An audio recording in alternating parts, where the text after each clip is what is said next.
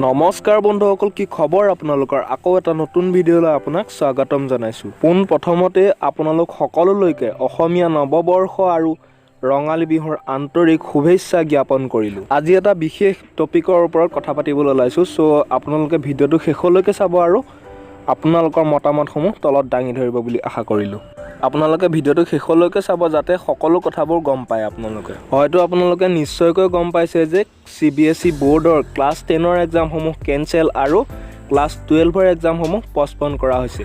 এতিয়া অসমত মেট্ৰিক আৰু হাই ছেকেণ্ডেৰী এক্সামসমূহ কেঞ্চেল কৰা হ'বনে পষ্টপন কৰা হ'ব, তাৰ ওপৰত হিমন্ত বিশ্ব শৰ্মা ছাৰেনো কি ক'লে আমি চাওঁ আহক। অসমৰ ব'ৰ্ড এক্সামৰ ওপৰত মোৰ অপিনিয়নৰ লগতে আৰু দুজনমান অসমৰ ইউটিউবাৰে তেওঁলোকৰ মতামতসমূহ দাঙি ধৰিছিল।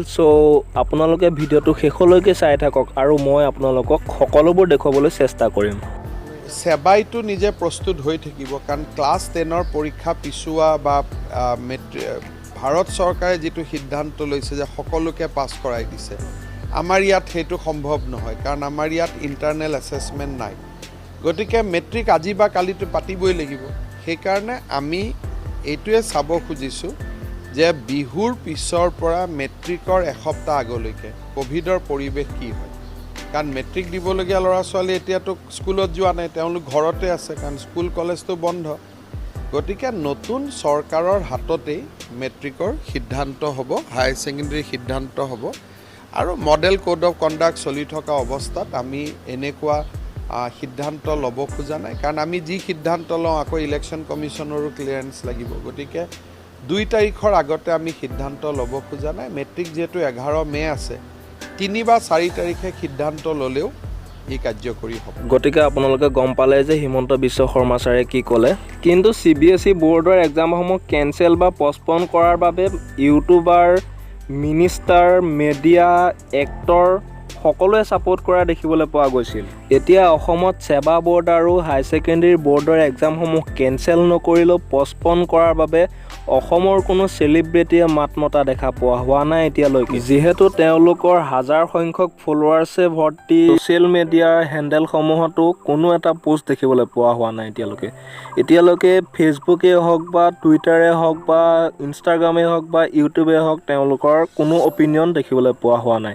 কিন্তু মই ভিডিঅ' বনাই থকা পৰ্যন্ত কেইজনমান ইউটিউবাৰে নিজৰ অপিনিয়নসমূহ দাঙি ধৰিছিল। গতিকে মই সেই এটা ভিডিঅ' ক্লিপ আৰু এটা পোষ্ট মই আপোনালোকৰ লগত শ্বেয়াৰ কৰিছোঁ। ডিম্পু বৰুৱাই অসমৰ সেবা বোৰ্ডৰ এক্সামসমূহ কেঞ্চেল কৰিব লাগেনে পষ্টপন কৰিব লাগে তাৰ ওপৰত মাত মাতিছিল। আহকচোন আমি সেই ভিডিঅ' ক্লিপটো চাই লওঁ।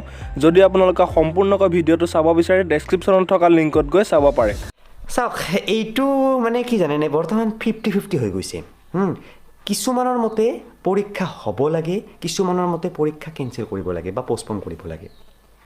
এতিয়া যিবিলাকৰ মতে হ'ব লাগে তেওঁলোকে এনেকৈ কয় যে পৰীক্ষাটো চাওক, কৰোণা কেতিয়ালৈকে থাকে তাৰ কোনো নাই, কাৰণ যোৱা বছৰ কমিম বুলি ভাবিছিল, এই বছৰ আৰু আহিল ছেকেণ্ড ৱেভটো, এতিয়া কেতিয়ালৈকে থাকিব।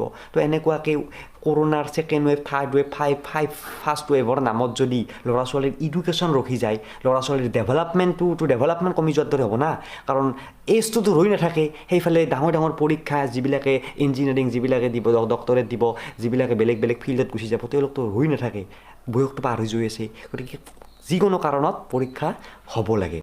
আৰু 50%ৰ মতে যে বৰ্তমান কৰোণাৰ সময়, যদি পৰীক্ষা হলত কৰোণা পায়, আমাৰ ঘৰত মা দেউতা আছে, ককা আইতা আছে, যিটো কাৰণে মেইনলি চেণ্ট্ৰেলে পৰীক্ষা বাতিল কৰিলে সেই কাৰণটো লৈ যে হৈছে অমুক আছে বহুক আছে, আচলতে চাব গ'লে দুয়োটাই ঠিক। এতিয়া আমাৰ চৰকাৰে কি কৰে সেইটো আৰু নাজানো, কিন্তু ল'ৰা ছোৱালীখিনিক মই ক'ব বিচাৰোঁ পুনৰ একবাৰ যাতে পঢ়া পাতিখিনি কৰি থাকে, যি হয় দেখা যাব। আৰু এতিয়া অনলাইন এক্সাম, বহুতে কৈ আছে অনলাইন এক্সাম পাতিব লাগে, কিন্তু চাওক আমাৰ অসমত নহয়, গোটেই ভাৰততে অনলাইন এক্সামটো ইম্পচিবল বুলি কৈছোঁ। কাৰণ মই বিভিন্ন ঠাই ঘূৰি ফুৰোঁ, মই জানো অলপমান গাঁৱৰ ভিতৰত গ'লেই মোবাইলৰ নেটৱৰ্ক 2G নহয় 1G পৰে আৰু সকলোৰে হাতত মোবাইলো নাই, সেই অনলাইন পৰীক্ষা দিব পৰা মোবাইল বা কম্পিউটাৰ বা লেপটপ সকলোৰে হাতত নাই। আই লাভ ট্ৰেভেল এণ্ড ফুডৰ বিকাশ চেত্ৰীয়ে নিজৰ অপিনিয়ন হিচাপে এটা ইনষ্টাগ্ৰাম হেণ্ডেলত পোষ্ট দিছিল। আহকচোন আমি সেই ষ্টৰিটো চাই লওঁ। আৰু এক্সাম আহি আছে সকলোৰে, মোৰ অপিনিয়নটো মই কৈছোঁ যে এক্সাম হ'ব লাগে অনলাইন, কাৰণ যোৱা বছৰ দেখা পাইছোঁ সকলোৱে ইমান মানে কৰোণা এইবিলাকতে গুচি গ'ল। এইটো বছৰতো এতিয়া কৰোণা কিবা কিবি এনেকুৱা হাল্লা হুল্লাতে গ'ল।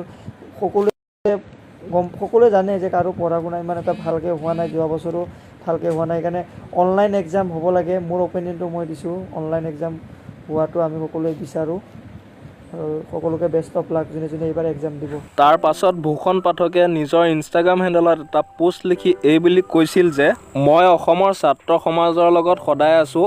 অসম চৰকাৰ তথা পৰীক্ষাৰ বোৰ্ডসমূহলৈ মোৰ বিনম্ৰ অনুৰোধ, please cancel Assam board exam 2021।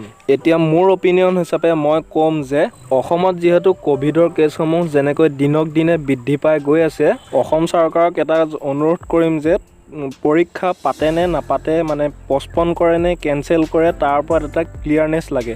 এতিয়া নতুন চৰকাৰ অহালৈকে ষ্টুডেণ্টখিনিৰ মাজত যিহেতু কনফিউজনৰ সৃষ্টি হৈ আছে, চ' সেই কনফিউজনটো যাতে দূৰ কৰি দিয়ে অতি সোনকালে।